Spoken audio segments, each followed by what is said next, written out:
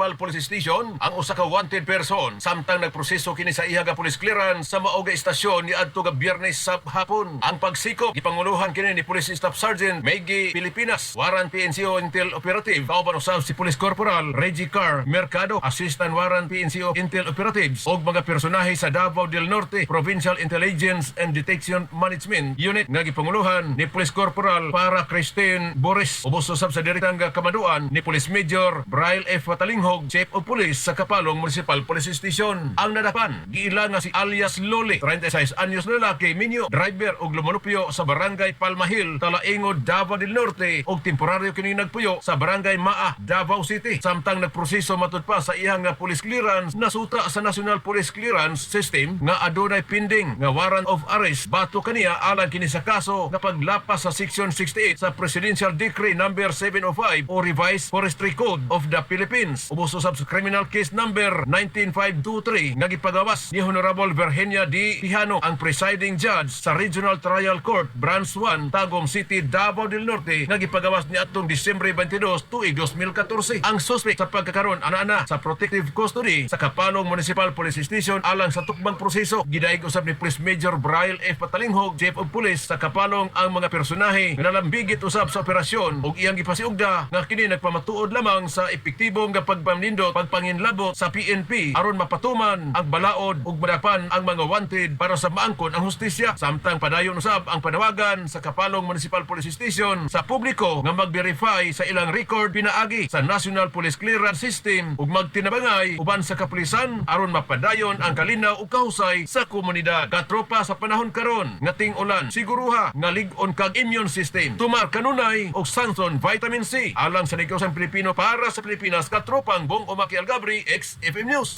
XFM Report.